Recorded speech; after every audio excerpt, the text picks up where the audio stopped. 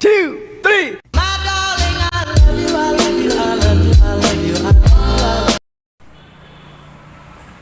Permisi Mas, saya datang dari Politeknik Harapan Bersama. Tujuannya untuk menanyakan pengalaman Mas selama menjadi TTK di apotek. Oh iya boleh. Ini dengan Mas siapa ya Mas? Dengan Mas Fajar Julianto. Untuk umurnya berapa Mas? Umurnya 20 tahun. Berarti sekarang masih kerja di sini apa kuliah? Bekerja sambil kuliah Mbak, dua-duanya gitu. kalian. Mengambil kelas karyawan. Oke. Sejak kapan Anda bekerja sebagai TTK di apotek? Sejak pertengahan tahun 2022. Berarti sudah 1 tahun ya Mas? Iya baru, ini genap 1 tahun sih bisa dibilang. Dan apa yang membuat Anda tertarik untuk memilih profesi ini? Karena hal yang menarik mengambil profesi ini yang pertama berawal dari SMK bermula Mbak. Soalnya saya mengambil SMK jurusan farmasi, kemudian kuliah sekarang juga mengambil jurusan farmasi juga, jadi ingin bekerja sesuai bidang profesi saya sendiri seperti itu. Apakah Mas pernah mengalami kesalahan dalam melayani pasien di apotek? Pernah, cuman belum sampai terbeli oleh si pasien karena dicegah oleh teman tim karyawan lain juga karena ini obat salah seperti itu. Pernah lah intinya. Terus bagaimana rutinitas kerja harian Anda sebagai TTK di apotek? Untuk rutinitasnya sih mudah, kayak mengecek obat-obat, stok opnam, berapa barang yang ada, kemudian mencatat barang yang kosong atau tinggal sedikit, kemudian dikasih ke apoteker untuk melakukan pemesanan atau ke besok hariannya seperti itu. Intinya rutinitasnya mengecek obat-obat seperti itu, sama lihat expired dari obat-obat masing-masing tersebut biar agar terhindar dari pemberian obat yang sudah expired gitu Mbak. Iya. Terus apakah ada tugas tertentu yang menantang bagi Anda? Tugas menentu yang menantang bagi saya itu membuat puyer, racikan puyer yang banyak itu menantang karena harus menghitung dosis, membungkus obatnya yang sudah digerus dan memasukkan dalam plastik klip, itu memakan waktu yang banyak sih. Itu menantang bagi saya. Terus apa Anda dapat membaca resep dengan benar? Insya Allah bisa, karena ya sudah berapa tahun saya mengambil profesi ini. Oke. Bagaimana cara penyimpanan obat di apotek? Cara penyimpanannya sih yang pertama menggunakan tipe farmakologi dulu Mbak. Jenis farmakologi yaitu dibedakan dari jenis golongan farmakologinya, dari mulai analgetik sama analgetik gitu. Buat kortikosteroid ya rombongan kortikosteroid gitu, jadi penataannya rapi. Kemudian dilanjut dengan penyimpanan secara FIFO, jadi first in first out, dan dilanjut dengan penyimpanan FIFO gitu. 3 sih, menggunakan 3 penyimpanan obat dari farmakologi, FIFO sama FIFO. Oke. Apa yang Anda lakukan untuk dapat melakukan pemasaran obat? Dapat dilakukan pemasaran obat, Iya. yaitu ya dengan cara promosi obatnya sih Mbak. Kan apotek ini memiliki media sosial juga, kemudian melihat epidemiologi penyakit-penyakit yang sekarang terjadi gitu Mbak. Kalau kayak gini kan panas, sering batuk pilek gitu, nanti yang dipromosiin obat-obat yang batuk pilek, herbal yang batuk pilek di media sosial seperti itu. Atau bisa juga ditawarkan dengan pasien yang membeli gitu. Bagaimana cara memberikan pelayanan terbaik?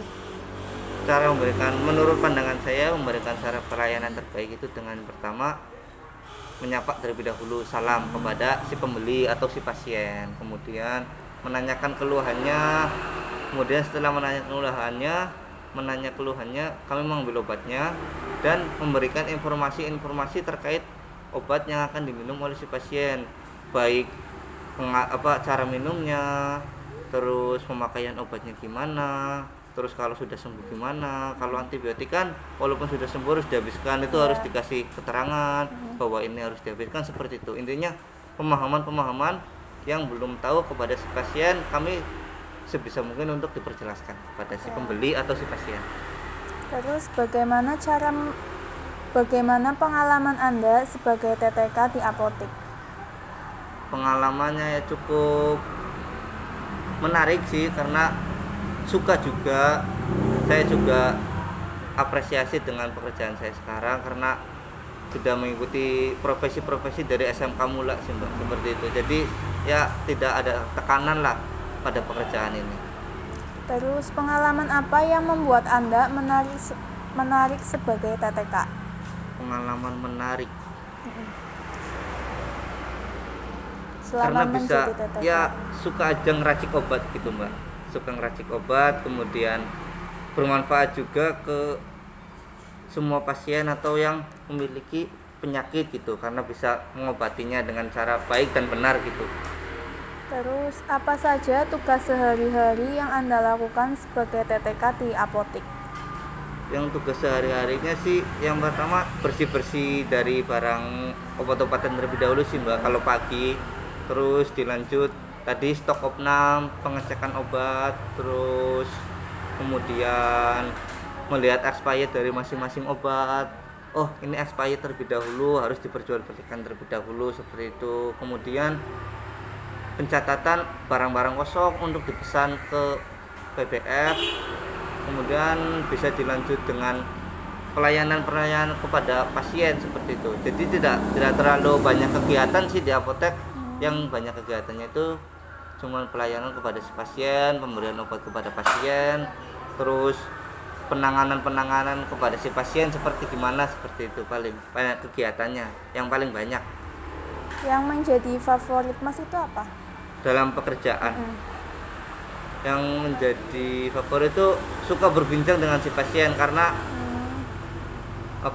menanyakan keluhannya, punya penyakit apa, itu kan bisa menjadi poin untuk kita pengambilan obat yang sesuai dan benar Mbak. Jadi banyak suka ngobrol lah sama pasien, kayak penyakitnya ini, terus punya penyakit apa lagi, barangkali ada yang kontra dengan penyakit yang belum diderita gitu loh. Jadi suka ngobrol sama si pasien. Bagaimana Anda berinteraksi dengan pelanggan di apotek? Berinteraksi pelanggan di apotek yang pertama ramah dulu sih, soalnya kalau ramah pasti enak untuk ngobrolnya, ramah, kemudian ditanyakan keluhannya.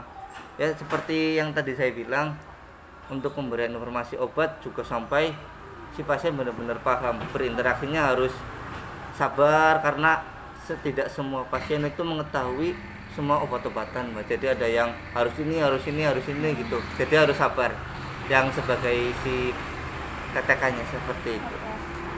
Adakah pengalaman pelanggan yang paling berkesan bagi Anda? Berkesan apa dulu nih, baik atau buruk? Baik, kalau paling berkesan yang paling baik itu mudah cepat paham apa yang saya sampaikan, dari mulai pemberian obatnya, cara pemakaiannya, diminumnya harus kapan, kemudian penyampaian yang saya utarakan itu cepat ditanggap oleh si pasien dengan cepat gitu. Baik. Itu berkesan baik bagi saya. Yang berkesan buruk yang paling banyak bertanya-tanya, kemudian udah banyak bertanya tidak paham gitu. Itu ya harus sabar terus. Terus bagaimana Anda bekerja dalam tim dengan staf apotek lainnya? Bekerja tim ya, yang pertama sih dalam penerimaan barang sih ya Mbak, soalnya kalau di sini per minggu, jadi per minggu itu pemesanan barang, jadi sekali barang banyak.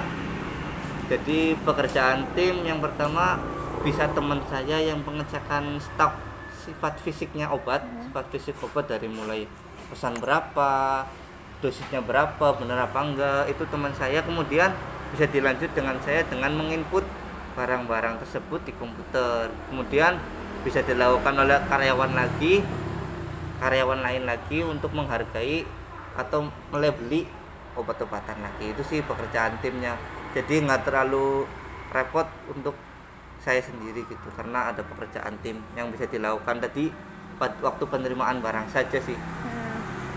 Terus, bagaimana Anda menjaga pengetahuan dan keterampilan Anda tetap terkini dalam bidang kefarmasian selama bekerja di apotek? Harus tetap belajar sih, walaupun karena saya juga masih kuliah, jadi ibaratnya bekerja sambil belajar terus gitu. Nanti kalau sudah lulus mungkin saya juga tetap harus belajar, karena obat-obatan kan selalu update.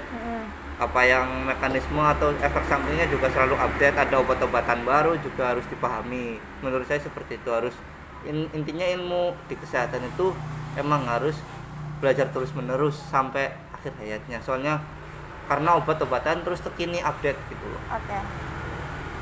Satu lagi Mas, apakah ada saran yang ingin Anda berikan kepada seseorang yang tertarik untuk menjadi TTK di apotek?